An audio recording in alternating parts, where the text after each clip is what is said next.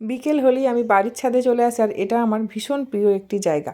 তো বিকালে এসে ছাদে এদিক ওদিক ঘুরলাম, ঘুরে তারপরে ভাবলাম কিছু একটা খেতে ইচ্ছে করছে। এদিকে বড়মশাই স্কুল থেকে ফিরে দেখি গাড়িটা নিয়ে বেরিয়ে গেল। আসলে ও দুদিন পরেই যাবে কুম্ভ মেলার উদ্দেশ্যে এই গাড়িটা নিয়ে। এই কারণে গাড়িটা তেলও ভরতে গেল আর সব কিছু ঠিকঠাক আছে কিনা চেক করাতে গেল। তারপর পিছন ফিরে দেখি পাশের বাড়ির ছাদে পাকা কুল শুকোতে দেওয়া হয়েছে। তো আমি আর কুল দেখে লোভ সামলাতে পারলাম না, বেরিয়ে পড়লাম লোকের গাছের কুল চুরি করতে। দেখেছো আমি কিরকম ঢিল ছুঁড়ে ছুঁড়ে কুল পাড়ছি? তোমরাও কি আমার মতো এরকম ভাবে কুল পাড়তে জানো? জানলে কমেন্টে জানাও। So hello everyone, welcome back to my new another video. আশা করছি সবাই খুব ভালো আছো, আমরা বেশ ভালো আছি।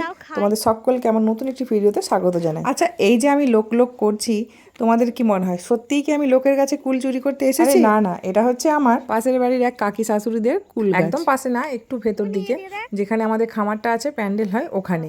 তো ওখানে এই সাইডে আছে কিন্তু আমাদের গাছের বাগান বাড়িটা, সেটা তোমাদেরকে দেখিয়েছিলাম, বাট এদিকটা তো কখনো আসা হয়নি। আর আমি এই কুলের টাইমেই এসেছি, প্রত্যেক বছর এই কুলের টাইমেই আসি। প্রত্যেক বছর না, গাছটা খুব বেশি দিন বয়স হয়নি, দেখতেই পাচ্ছ ছোট্ট মতো একটা গাছ। গাছটা ছোট হলে কি হবে বন্ধুরা, এই গাছটা থেকে ঝুড়ি ঝুড়ি কুল পাড়া হয়েছে, প্রচুর পরিমাণে কুল ধরেছিল, আমি দেখেছি। তো আমি তো এই কয়েকদিন পর এলাম, অনেক কুল পাড়া হয়ে গেছে দেখছি। আর সামনের ডালেতে কত দেখেছো কুল, এখনও কাঁচা কুলে ভর্তি হয়ে আছে। যদিও সেদিনকে মেঘলা মেঘলা ওয়েদারটা ছিল না, কুলগুলো স্পষ্টভাবে দেখা যাচ্ছিল না, নাহলে প্রচুর কুল। আর আমি এখন মুখে কুলের বীজ নেই তোমাদের সাথে কথা বলছি, মানে কুল খাচ্ছিলাম, এই গাছেরই কুল পেরে নিয়ে গেছিলাম, সেটা খাচ্ছিলাম, খেতে খেতেই কুলের মানে ভয়েসটা দিচ্ছি, কুলের বলছি তো ভয়েসটা দিচ্ছি। আর জানো তো বন্ধুরা, এই কুল গাছটাই আমি কিন্তু লাস্ট 5-6 বছর ধরে আমি কুল পাড়তে আসি, কুল পেরে নিই আর কি, পেরে নিই, আর কেউ কিছু বলেও না, মানে সবাই পেরে খায়। আমাদের বাড়ির মধ্যে এই গাছটাই আছে একমাত্র, আমাদের ওই খামারের মধ্যে একটা বিশাল বড় কুল গাছ ছিল। যেই বছর আমার বিয়ে হয় সেই বছর তোমাদের দাদাভাই গাছে উঠে আমাকে কুল পেরে দিয়েছিল, আমার মনে আছে এখনও, পুরো এক ঝুড়ি কুল পেরে দিয়েছিল আমাকে মনে আছে। আর গাছটা এত সুন্দর না, ঢেউ খেলানো, কি সুন্দর গাছটা, স্মুথলি ওঠা যায় গাছটা, খুব সুন্দর গাছটা ছিল। বাট গাছটাকে তার পরের বছরই কেটে ফেলা হয়েছিল, তো সেই কারণে। আর কুলগুলো না ভীষণ মিষ্টিও ছিল, বাট এই গাছে কুলগুলো অতটাও মিষ্টি না, তাও খেতে ভালো। আর আমি তো ভীষণভাবে টক খাই, আমাদের বাড়িতে প্রচুর টক রান্নাবান্না হয়, তোমরা দেখেইছো, তোমরা যারা আমার ডেলি ব্লগ দেখো তারা তো জানোই প্রচুর টক খায়। তবে মাঝে মধ্যে আমার দাঁত আমলে যায়, তাই বলে কুল খাওয়া আমি ছাড়তে পারবো না। তো এই আর কি। আর হ্যাঁ, আচার তো করতেই হবে। আর তোমরা কে কে আচার খেতে ভালোবাসো অবশ্যই জানাবে। তো যাই হোক, তোমার সাথে কথা বলতে বলতে এটা কিন্তু ভিডিওর নেক্সট দিনে চলে গেছি, মানে আগের দিনে ভিডিওটা দেখালাম যেটা কুল পাড়ছিলাম, এটা হচ্ছে তার পরের দিনের সকালবেলায়। মুখ টুক ধুয়ে ফ্রেশ হয়ে আমি কিন্তু ভিডিওটা অন করেছিলাম, তারপরে জামা কাপড়গুলো গুছিয়ে নিই, এখন আমি নিচে যাবো ওই রান্না বান্না করতে। আর এই সব জামা কাপড়গুলো দুদিনকার জামা কাপড় এত জড়ো হয়ে আছে, সোফাই ছিল, সোফা থেকেও তুলে নিয়ে আসলাম। আর একা পারছিলাম না বলে তোমাদের দাদাভাইকেও ডেকে নিয়েছিল, ও আমাকে একটুখানি সাহায্য করে দিচ্ছিল। আর জানো তো, আজ রাত্রিটা পেরোলেই তোমাদের দাদাভাই কিন্তু কাল সকালই কুম্ভ মেলার উদ্দেশ্যে রওনা দেবে। তার জন্য ব্যাগপত্র ওকে গুছিয়ে দিতে হবে, আর ও বাজার যাবে, কিছু বাজারের জিনিসপত্র নিয়ে আসতে হবে। আর তার ওপর ছিল আজকে বৃহস্পতিবার, মানে আমি সেদিনকার কথা বলছি, যেহেতু ব্লগটা কদিন পর পাচ্ছ, বৃহস্পতিবার ছিল। এবার বৃহস্পতিবারে জানো আমি কতটা ব্যস্ত থাকি, দু জায়গায় পুজো পাঠ সব কিছু থাকে, রান্নাবান্না নিরামিষের ব্যাপার সব কিছুই থাকে। আর তো বলতে বলতে তোমাদের দাদাভাই কিন্তু বাজার থেকে এসেও গেছে, আর আমি এদিকে স্নান করেও নিয়েছি। এর মাঝখানে আমি রান্না বসিয়েছি, কিন্তু রান্না করতে করতে আমি তোমাদের কাছে ভিডিওতে এসে কথা বলছি, আর কী কী এনেছে সেটাই তোমাদেরকে শেয়ার করবো। চলো, তো ও নিয়ে যাবে কিছু বাজার, যেমন শশা, তারপরে আপেল টাপেল নিয়ে এসেছে পুজো দেওয়ার জন্য। ওখানে পুজো বলতে আর কি, ওই সঙ্গমে স্নান করার সময় যে মানে গঙ্গা দেবীকে যে ফুল ফল দিয়ে স্নান করে না, সেটাই আর কি, সেটাই বলছিলাম। তো এরপরে কিন্তু আমি যাবো বলছি কি, মানে এসে গেছি আমি রান্নাঘরে, রান্না করতে করতে এসেছি বললাম। রান্নাবান্না আগে কমপ্লিট করব, যেহেতু নিরামিষ রান্নাবান্না করছি, সেই জন্য ভাবলাম আগে রান্নাবান্নাটা কমপ্লিট করি। দুটো মাত্র তরকারি করছি, বিউলির ডাল আর ডাঁটা আলু, বড়ি, বেগুন, কাঁচকলা এসব দিয়ে একটা তরকারি, আর বাকি একটা লাউয়ের তরকারি হবে, সেটা মা করবে। এই দুটো তরকারি আমি করে দিলে তোমাদের দাদাভাই আর বাবিন খেয়ে স্কুলে যেতে পারবে। আর এই দুটো করা হয়ে গেলে তারপরে আমি কিন্তু পুজোর দিকে যাব, মানে মাতাজি মায়ের পুজো করব, সাথে আবার লক্ষ্মী পুজো করবো। লক্ষ্মী পুজো করা মানেই আমার 1 থেকে 1.5 ঘন্টা টাইম লাগে। আর এদিকে দেখো বিশাল মেঘ করে এসেছে সকালবেলায়, যেই সেদিনকে হলো না ঝড় বৃষ্টিটা, দেখো আমাদের এখানে কি অবস্থা হয়েছিল, প্রচুর মেঘ ধরেছিল। আর এই ভিডিওটা করেছে কিন্তু বাবিন। তোমরা কি ভেবেছিলে এই ভিডিওটা আমি করেছি? আসলে আমি করিনি, আমার এত কাজের প্রেশার ছিল, আর বাবিনও ফাঁকা ছিল, সেই কারণে ওই ভিডিওটা করেছে। আর ফাঁকা বলতে কি, স্কুল ড্রেস পরে রেডি হয়ে আর বেরোতে পারিনি, এত মেঘ দেখে কী করে ছেলেকে স্কুল পাঠাই বলো তো। এই দেখো স্কুল ড্রেস পরেই আছে, কিন্তু তখনও চেঞ্জ করেনি।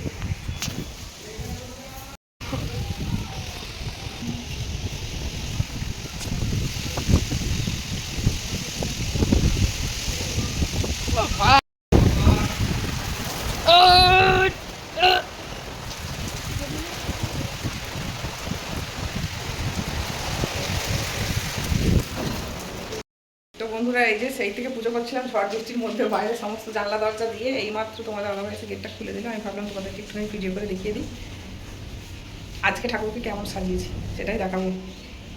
এই যে এইমাত্র পুজো শেষ হলো আমার। দেখো মহাদেবের জন্য আকন্দ ফুলের মালা নিয়ে এসেছি তোমাদের দাদাভাই। এখানে রজনীগন্ধা ফুলের চেন নিয়ে এসেছিল। হ্যাঁ, আর এখানে সমস্ত ঠাকুর দেওয়া হয়েছে। আর এগুলো সব চেঞ্জ করেছি দিয়ে না, মেঝেটা একদম পরিষ্কার করেছিলাম। এই যে তেল পড়ে পড়ে না, সেই তেল চিটা মতো ছিল, ভালো করে একটু ক্লিন করেছি একদম সুন্দর করে। সব কিছু পরিষ্কার করছে, ঠাকুর ঘরটাও তো পরিষ্কার রাখতে হবে, তাই না? চলো আবার নিচে যাই, প্রসাদ নিয়ে যাই। বাইরের কি অবস্থা দেখি। ওই বাবা, এখনও ঝড় উঠছে, ওরা কেউ স্কুল বেরোতে পারেনি। ভাবি না আজকে যাবে না, অফ হয়ে গেল। কারণ এই এত এরকম আবহাওয়া কী করে পাঠাবো, রেডি হয়েও হলো না যাওয়া। হাওয়াতে আমি বলতে যাচ্ছিলাম যে এবার নিচে যাই, যে এবার কিছু খাওয়া দাওয়া করবো, 11টা বাজছে। বাবা চলো বন্ধুরা নিচে যাই। মেঘের গর্জন শুনতে পাচ্ছ, আবার আসছে গেটটা। হ্যাঁ আসছি। তারপরে একেবারে সন্ধ্যাবেলায় তোমাদের সাথে দেখা হচ্ছে বন্ধুরা। এই যে আমি কি বলছিলাম বলতো, যে মায়েরা বাইরেতে আরতি করছে, মানে সন্ধ্যাবেলায় যে আরতি নাম গান জপ করে ঠাকুরের, সেটাই করছে। আর এদিকে তোমাদের দাদাভাই সন্ধ্যাবেলা জলের বোতল, মুড়ি, চানাচুর সমস্ত কিছু নিয়ে এলো। দেখো হাতের পাঁচ বলতে ওই মুড়ি, চানাচুর, শশা, জল এটা তো রাখতেই হবে, এত দূরের রাস্তা। আমরা তো ওই কারণেই গেলাম না, তোমাদেরকে তো আমি আগেও বলেছি। ভীষণ কষ্ট হবে, তোমাদের দাদাভাই কিছুতেই নিয়ে যেতে চাইছিল না, আর আমারও লাস্টের দিকে মন চাইলো না, সেই কারণে আমি গেলাম না। তো তারপরে আমি কিন্তু সেদিনকেও ওই দুধে সেদ্ধ পিঠে আর এই পুর পিঠে করেছিলাম, ইচ্ছা করি আমি বানিয়েছি। আর বাবিনেরও ইচ্ছা হয়েছিল, সেই কারণেই বানিয়েছিলাম মেন কথা। আর বাবিনের দুধ শিউলি পিঠে অনেক ভালো লাগে, আর আমারও ভীষণ পছন্দের। তো এই পিঠেটা খেতে সত্যিই খুব ভালো লাগে। তো তারপরে দেখো খাওয়া দাওয়া সেরে কিন্তু চলে এসেছিলাম তোমাদের দাদাভাইয়ের ব্যাগটা গুছিয়ে দিতে। ব্যাগ গুছিয়ে দিতে বলতে দুটো তো জামা কাপড় দিতেই হবে, একটা পরে যাবে, একটা সাথে করে নিয়ে যাবে, একটা সেট।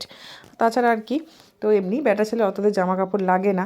তাছাড়া বেশি ভারী ব্যাগও তো করা চলবে না, কারণ ওকে তো পিঠে করে বইতে হবে ব্যাগটা, অত দূরের মানে হাঁটা। আমার মা বাপি ঘুরে এসছে, যা অভিজ্ঞতার কথা শেয়ার করেছে, সত্যি কথা বলতে আমি এই শুনেই পিছিয়ে গেছি। তাছাড়াও কি বলো তো বন্ধুরা, একটা ভাগ্যেরও লেখা থাকে, মানে ভাগ্যে থাকা চাই।